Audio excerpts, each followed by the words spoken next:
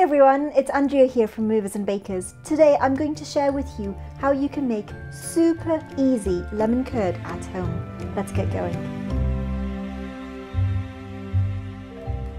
So you literally need 4 ingredients for this. It is so easy.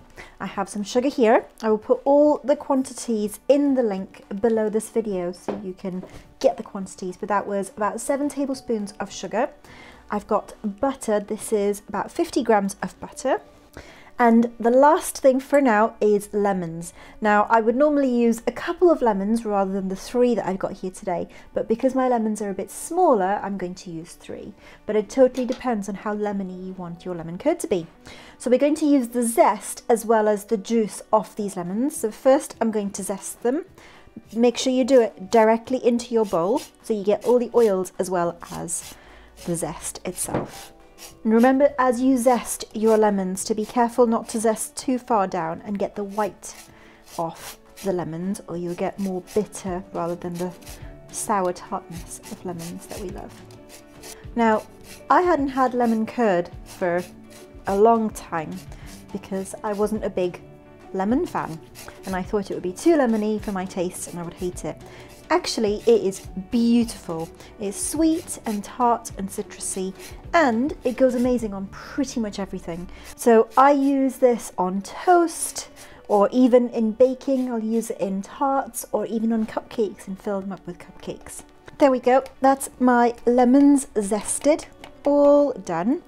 Now, if you haven't got one, I would highly recommend you get a juicer for lemons and limes, something like this. It makes life so much easier when you're squeezing juice out of fruit. So all I'm going to do is I'm going to split my lemons in half and then squeeze the juice directly in there. And that's the last of my lemons squeezed. So that's all my lemon juice squeezed out. Now the next step is I'm going to make myself a Bain Marie.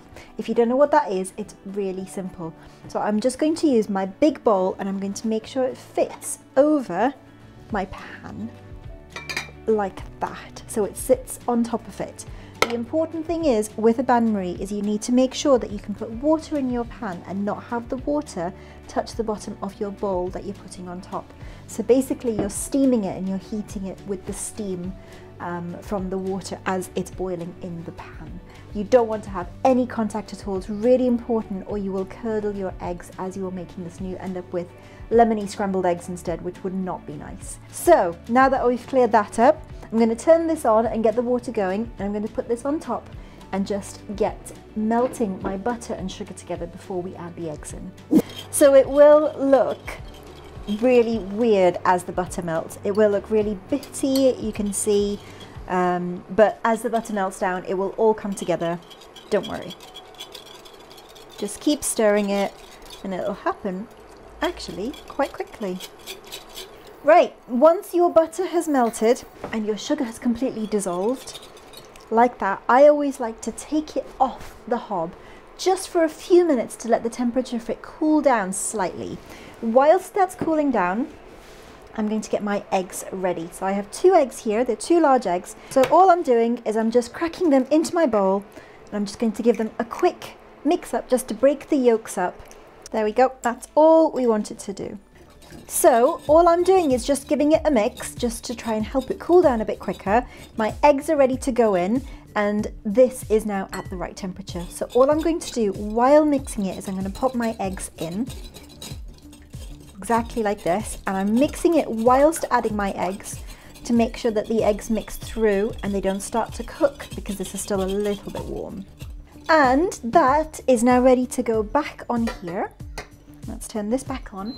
So I'm going to cook it on a slightly lower temperature, but at this point, because I've put the eggs in, you need to make sure that you are whisking it constantly, because otherwise it's going to cook on the bottom and you're going to end up with scrambled eggs on the bottom and the top is not going to be cooked through.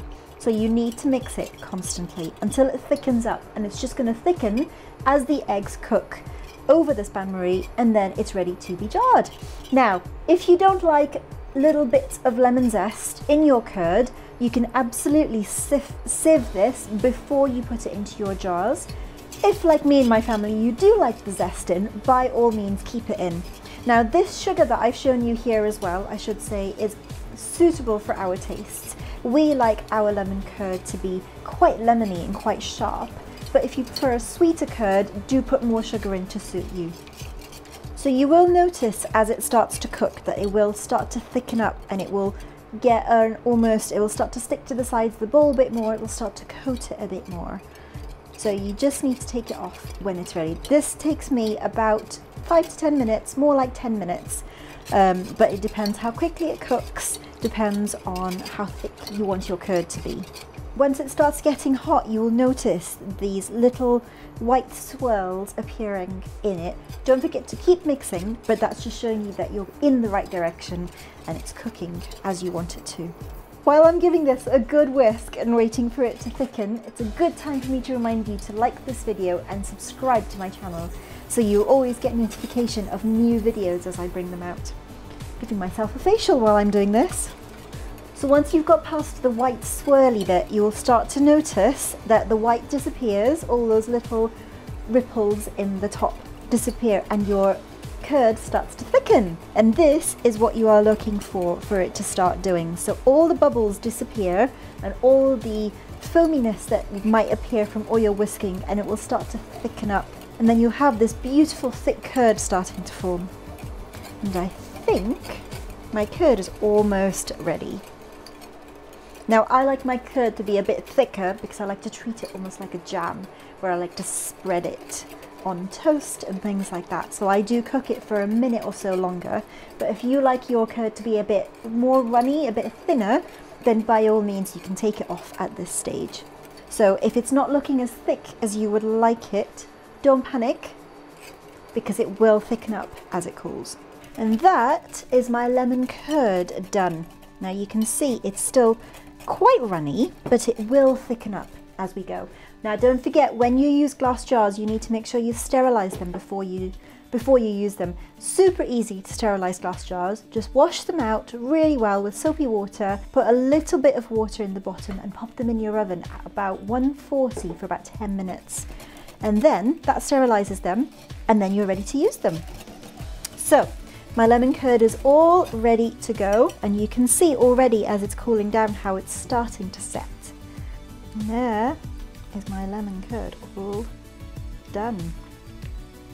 Super easy, took me about 15 minutes to make, and all that's left to do is pop a lid down. Now when it's hot and you put the lid on, what you will find is as it cools that it seals itself. So this means it's really good for storing, so you can make lots of lemon curd, and they make great gifts. They will keep in your cupboard, in your pantry, whatever you have, and they will be good for a few months. Once opened, definitely need to be used within 3 to 4 days. Doesn't last much longer than that in our house anyway. And there you have it, that's it. So you can use that in pastry, in pies, to make lemon tarts if you want. You can use them in cupcakes. You can just put it on toast, or you can just eat it straight out of the jar, as I sometimes do. And that's it. That's my super easy lemon curd and how to make it at home. I hope you've enjoyed this video. Thanks so much for joining me. Don't forget to subscribe and like this video, and I shall see you next time.